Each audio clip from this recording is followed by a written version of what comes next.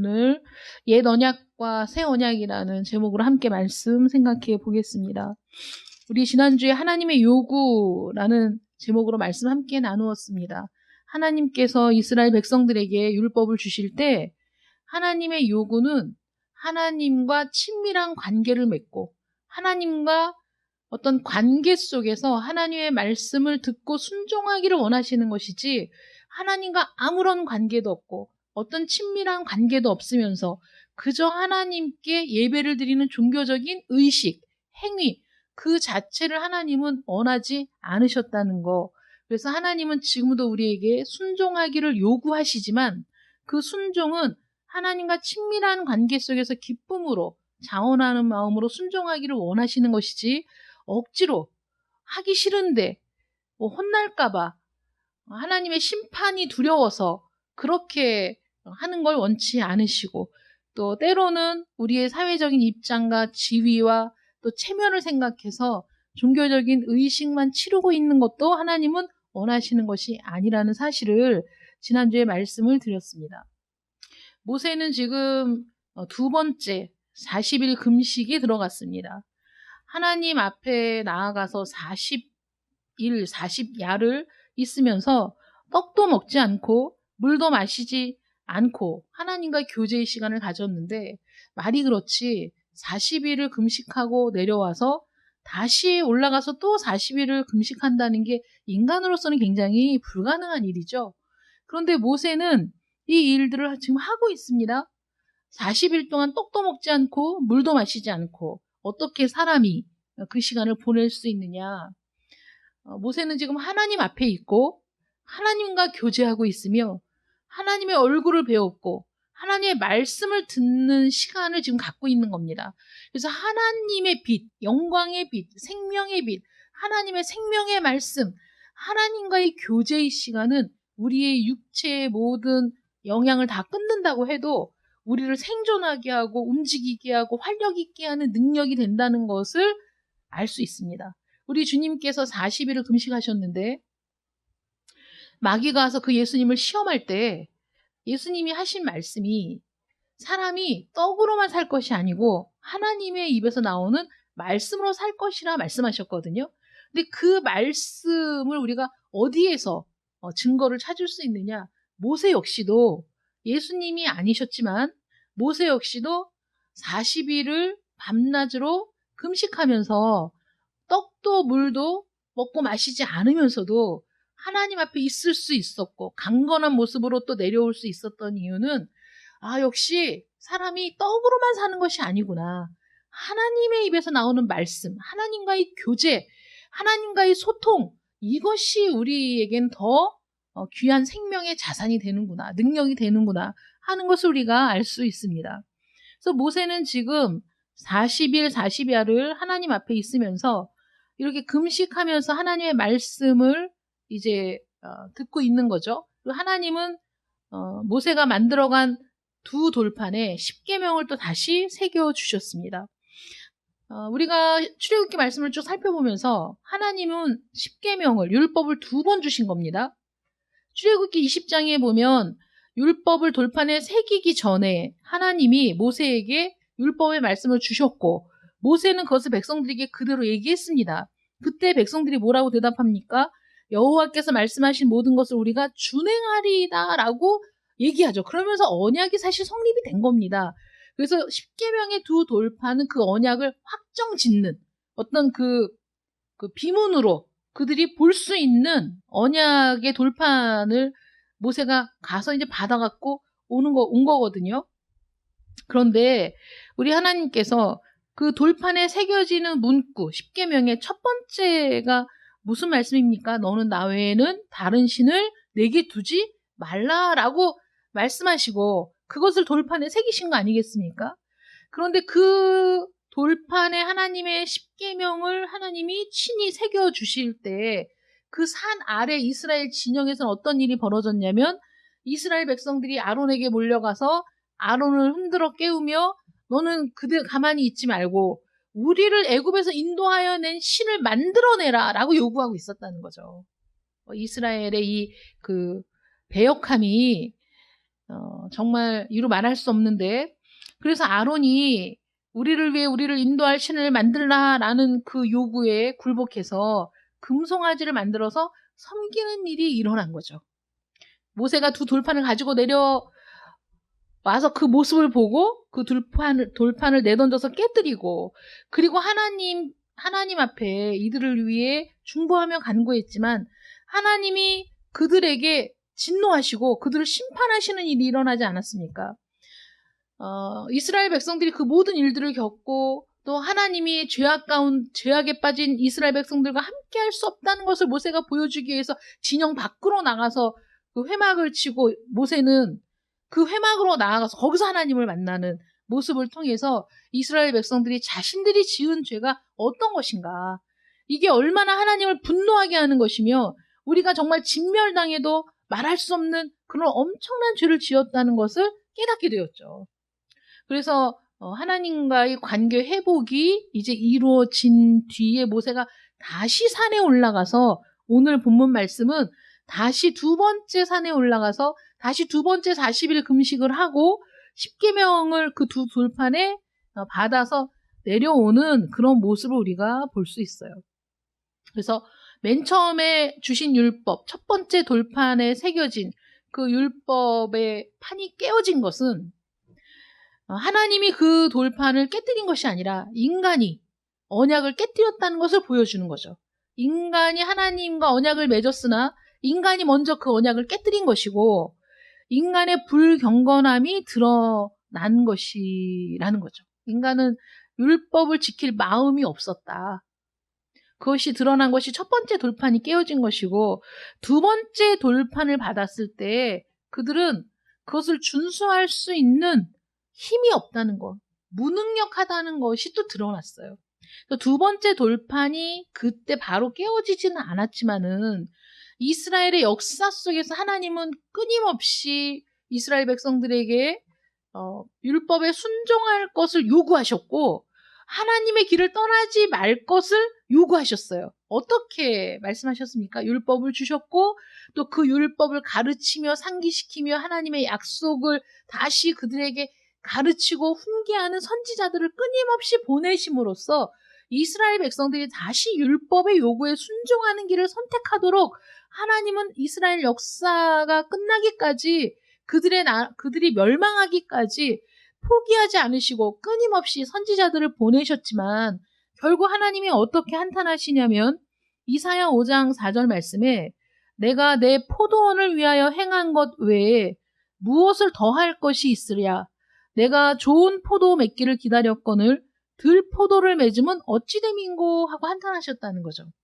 하나님이 포도원, 내 포도원, 이스라엘입니다. 이스라엘을 위해 행한 것 외에 더 할 게 없을 정도로 하나님이 하셨다는 거예요. 하나님은 최선을 다하셨고 하나님은 할 수 있는 모든 것들을 베푸셨고, 오래 참으시고 자비하시고 노하기를 더디하시고 인자를 베푸시고 인애를 베푸시고 그들을 사랑하셔서 그들을 끌어안고 그들을 품고 그들을 덮고 하신 일이 한두 번이 아니라는 거죠. 그러니까 내가 내 포도원을 위해서 행한 일, 그거 외에 더 무엇을 할 수 있는 게 없을 정도로 그들에게 했는데, 그리고 나서 하나님이 기대한 건 뭐냐면 내가 좋은 품종의 포도나무를 심었으니 좋은 포도 열매를 거두리라 라고 기대를 가졌는데, 아니 이 포도나무가 그렇게 가꾸고 애정을 쏟고 모든 최상의 것들을 공급하고 그렇게 해 주었건만 들포도를 맺었다. 먹을 수 없는 포도를 맺었다. 라고 한탄하셨다는 거죠. 결국 이스라엘은 그들이 멸망하기까지, 이스라엘이 멸망해서 온 세계에 흩어지기까지 그들은 끊임없이 하나님을 배반하고 배역하고 그 율법을 그들이 지킬 수 있는 능력이 없는 존재라는 사실을 끊임없이 증명했다는 거죠. 마음도 없지만 능력도 없어. 율법을 지키고자 하는 온전한 마음도 부족하고 능력도 부족해. 그들이 연약하기에 율법을 준행할 수 있는 힘이 없었다. 하나님이 아무리 그들을 돌이키려고 해도 소용이 없었다. 한 세대에서 다른 세대로 넘어가면서 끊임없이 하나님은 그 하나님의 요구를 천명하시고 그들이 그 요구에 순종하기를 기대하시고 바라셨지만 인간은 하나님의 공의로운 요구에 응할 능력이 전혀 없었다는 것이죠. 우리가 율법을 대하면서 율법 앞에서 좌절하는 부분이 바로 이거여야 되는 거예요. 아, 내가 정말 하나님의 요구에 응할 능력이 없구나. 또 나는 그렇게 행하려고 하는 마음도 없는 존재구나. 라는 사실을 깨닫게 될 때 율법 아래에서 우리는 우리의 죄악을 깨닫고 율법 아래에서 우리는 그 율법의 요구를 준수할 수 없는 연약하고 무능한 존재라는 사실을 깨달으면서 많은 사람들이 내 힘으로, 내 능력으로, 내 지혜로 하나님께 갈 수 있으리라고 생각했던 모든 것들이 다 무너지면서 깨어지면서 내 힘으로는 도무지 하나님께 갈 수 있는 길이 없다는 사실 앞에서 절망하고 무너질 때 그때에 만나는 것이 바로 복음이라는 거죠. 복음. 내가 갈 수 없기에 하나님이 오셨다는 것. 내가 행할 능력이 없기 때문에 하나님이 행할 능력을 부어주시기 위해 오셨다는 사실이 바로 우리가 복음을 만나는 그 자리라는 거예요. 그래서 내가 무능하고 내가 연약하고 내가 하나님의 요구에 도저히 반응할 수 없는 그런 존재라는 사실을 깨닫지 못한 사람은 복음을 받아들일 수도 없다는 것이죠. 그래서 내가 그 사실을 깨닫고 하는 행위가 뭐냐? 회개이고요. 그 다음에 믿음은 뭐냐? 내가 그럴 능력이 없기 때문에 하나님이 그 길을 마련해 주셨다는 것을, 하나님의 그 은혜를, 하나님의 그 자비를 내가 붙드는 것, 이게 믿음이라는 거죠. 그래서 사도 바울이 그리스도인에게 필요한 것이 뭐냐? 바로 회개와 믿음이다. 회개와 믿음이 없이 하나님께 나아갈 수 없다라고 얘기하는 겁니다. 모세의 통치 아래에서는 하나님께서 이스라엘을 다스리는 한 법, 율법을 주셨는데 그 율법의 요구에 그들은 불경건했고 또 그들은 그것을 지킬 힘이 없다는 것을 드러내어서 결국은 인간들이 어떤 존재냐? 하나님과 원수된 존재라는 사실을 드러내고 있다는 거예요. 성경은. 율법을 통해서 인간들이 하나님과 원수된 존재. 언제부터죠? 사실 아담과 하와가 하나님을 배반한 이후부터 모든 인간은 전적으로 타락하여 하나님의 의로운 요구에 반응할 수 없는 존재라는 사실을 하나님이 율법을 주심으로 우리 모든 인간들이 그 율법 앞에서 깨닫게 하신 거라고요. 그래서 율법으로 말미암아 우리가 죄를 깨닫게 된다. 깨닫게 된다는 거죠. 하나님의 아들이 육신을 입고 이 땅에 오셔서 33년 동안 거할 동안에 요한복음 1장 11절에서 우리 인간의 모습을 어떻게 표현했냐면 자기 땅에 오매 자기 백성이 영접하지 않았다라고 표현해요. 하나님이 이 땅에 오셨는데 하나님의 백성들이 자기 왕을 영접하지 않아. 영접하지 않은 것뿐만 아니라 인간들의 멸시와 거절을 당하셨고 또 예수님을 미워했는데 이유 없이 미워했다는 거예요. 예수님이 죄를 지어서 지금 우리 사회를 시끄럽게 하는 묻지마 범죄라든가 불특정한 다수를 상대로 한 그런 범죄들이 정말 지금 일어나면서 사회가 혼란스럽지 않습니까? 그런데 그런 불특정한 다수, 특정한 원한이 있어서 원한을 갚기 위한 범죄도 나쁜 거지만 그러나 불특정한 다수, 나와 전혀 원한이 없는 사람들, 누구든지 좋다라는 식으로 그런 사람들에게 위해를 가하는 행위는 많은 사람들의 지탄을 받을 만한 일이 아니겠습니까? 왜냐하면 그 희생자들이, 피해자들이 이유가 없거든. 그 사람에게 그런 피해를 당할 이유가 없기 때문에 이런 묻지마 범죄를 저지르는 사람들이 많은 사람들의 지탄을 받죠. 많은 사람들이 분노해서 뭐라고 얘기하냐면 그냥 이건 재판도 필요 없고 저런 사람은 그냥 사형시켜야 된다. 이런 얘기들을 할 정도로 많은 시민들이 분노하고 있습니다. 그런데 우리 주님은 그렇게 미움받을 죄를 지었던가요? 많은 사람들이 예수님을 버리고 내팽개치는 그럴 만한 행위가 있었던가요? 예수님은 범법자도 아니었고 이스라엘 백성들에게 위해를 가하신 분도 아니었으며 오히려 이스라엘 백성들의 그 낮은 곳까지 내려가서 그들의 친구가 되어주시고 그들을 위로하시며 그들을 치료하시며 그들과 함께 하신 분이 바로 예수님이셨습니다.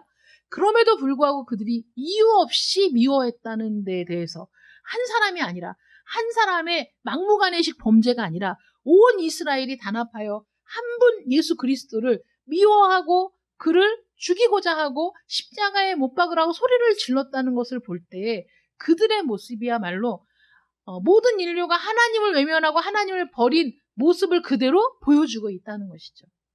모든 인간들은 하나님 앞에서 핑계할 수가 없는 겁니다. 우리는 하나님과 원수가 되었다는 것, 우리는 하나님의 원수에 불과하다는 것. 그래서 하나님이 일시에 진멸해도 원수를 진멸하는데 무슨 손에 인정을 둘 일이 있겠습니까?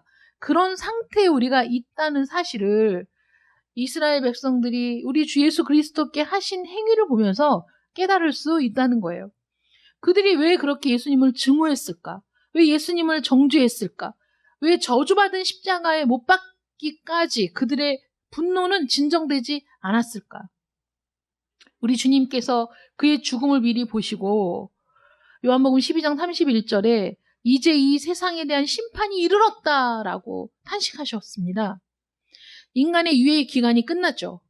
하나님의 모든 설득도 하나님의 모든 자비하심과 오래 참으심과 노하기를 더디하시는 가운데 베풀어진 모든 은혜도 인간들에게 아무 소용이 없다는 사실이 드러났습니다. 인간은 율법 아래 하나님의 저주 아래 놓여 있었다는 사실만 더 분명하게 드러나게 되었죠.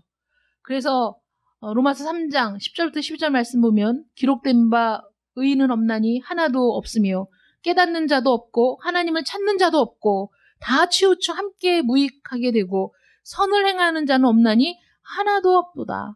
선을 행하는 자가 하나도 없는 것, 그것이 바로 우리의 형편이며 우리의 실상이었던 겁니다. 하나님과 죄인 사이에 현재의 결과는 하나님은 여전히 지금도 하나님의 공의로운 판결에 너희가 복종하라는 것이죠.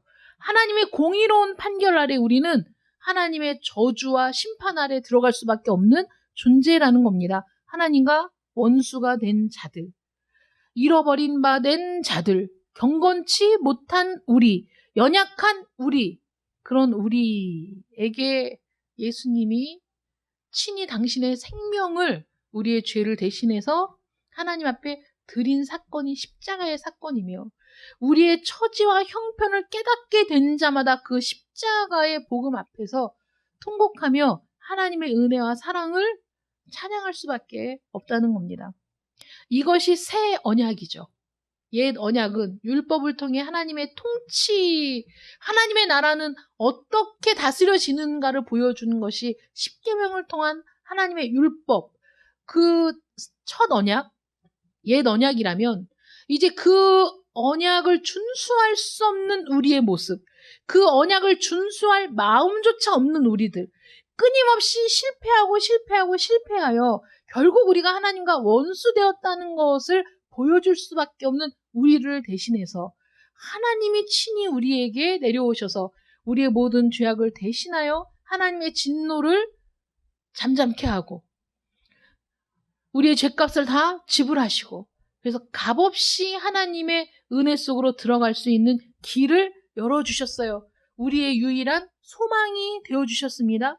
이게 놀라운 은혜라고 선포하는 거죠. 이것이 우리에게 주어진 새 언약이다라고 선포하시는 겁니다. 너희가 옛 언약 아래에서 죽음과 저주의 공포 아래에 눌려 있었다면 이제는 그 모든 것들이 다 파괴되고 이제는 새 언약, 은혜의 언약, 다시 살리는 언약, 생명의 언약이 너희에게 주어졌다라고 선언하고 있는 겁니다.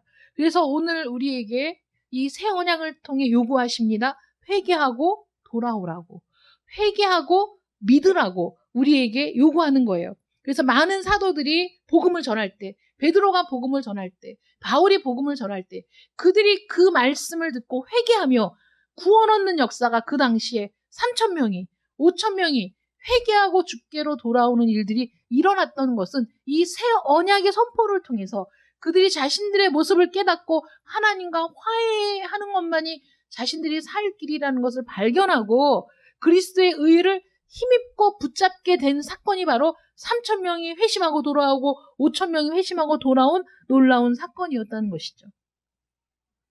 모세가 그 증거의 두 판을 손에 들고 시내산에서 내려왔을 때 모세는 자기 얼굴을 보지 못해서 깨닫지 못했지만 모세의 얼굴에 광채가 났어요. 빛이 막 비치니까 사람들이 막 눈이 부셔서 볼 수 없을 정도의 광채가 났습니다. 그런데 그 모세가 내려왔을 때 이스라엘 백성들이 어떻게 반응했습니까? 두려워했습니다. 무서워했습니다. 왜 그랬을까요? 왜냐하면 이들은 자신들의 처지를 알았기 때문이에요. 자신들은 하나님 앞에 범죄했어요. 금송아지를 만들어서 섬겼습니다. 그리고 하나님의 무서운 진노의 심판을 겪었습니다. 하나님이 자신들이 범죄했을 때 하나님이 떠날 수 있다는 거, 하나님이 범죄한 자신들과는 함께하지 않는다는 사실 앞에서 그들이 두려워하며 떨며 하나님을 간절히 바라는 경험을 했어요. 그런데 모세가 하나님께 올라가서 이제 다시 데자뷰가 되는 거잖아요. 먼저 모세가 올라가서 십계명의 두 돌판을 갖고 내려왔을 때의 상황이 생각나면서 그 다음에 모세가 다시 올라가서 내려오는데 얼굴에 막 광채가 나니까 그것이 자신들을 향한 하나님의 거룩한 진노와 심판의 표식인지 아니면 하나님이 우리를 용서하시고 사랑하신다는 표식인지를 그들이 헤아릴 수가 없었던 거죠. 사실은 하나님의 율법은 그 율법의 잣대에 비추어 범죄한 모든 이들에게 죽음이 선언되는 사실 죽음의 돌판이라고 볼 수도 있어요. 왜냐하면 그 율법은 하나님의 통치의 방식이지만 그것을 고린도후서 3장에 보면 이렇게 기록돼 있어요. 돌에 써서 새긴 죽게 하는 율법 조문의 직분. 돌에 써서 새긴 죽게 하는 율법. 왜 죽게 하는 율법입니까? 율법은 좋은 것이죠. 율법은 본래 선한 것입니다. 생명으로 인도하기 위해 주어진 게 율법이에요. 하나님의 법 아래에 있을 때 그들의 생명은 보존되고 하나님의 법에 순종할 때 그들의 삶은 형통하며 하나님의 율법에 순종할 때 그들은 아무 근심 걱정 없이 살 수 있어요. 그런데 율법을 준수할 능력이 없는 자들에게는 그 율법의 기준을 도저히 성취할 수 없기 때문에 그 율법에 의해 다스림을 받는 모든 인간들은 사실 심판을 피할 길이 없다는 거죠. 그래서 바울은 이 율법을 십계명을 뭐라고 표현했냐면 돌에 써서 새긴 죽게 하는 율법. 결국 너희는 율법 아래에서 심판받고 죽을 수밖에 없는 존재야 라고 얘기하는 겁니다. 그런데 그 직분도 이 모세의 직분이 뭡니까? 하나님의 율법을 받아와서 이스라엘 백성들에게 선포하는 일을 한 거잖아요. 그런데 그 직분도 영광이 있어. 하나님의 말씀을 선포하는 영광스러운 직분이야. 그래서 얼굴에 빛이 난 거야. 모세의 얼굴에 왜 빛이 났습니까? 하나님과 교제했으니까. 하나님과 친밀하게 40일을 지냈으니까. 하나님의 말씀을 듣고 그 말씀의 능력으로 살았으니까.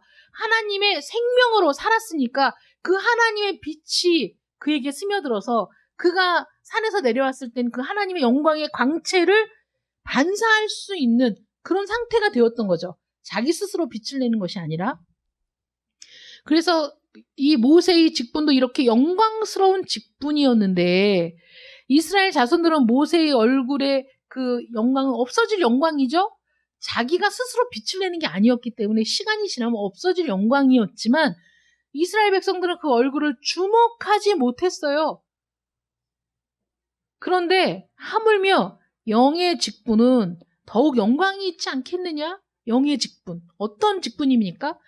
새 언약을 받아들여서 성령을 통하여 하나님의 백성이 된 자들, 구원받은 자들. 그래서 그 복음을 들고 증거하는 자들의 직분은 더 귀한 거 아니겠느냐?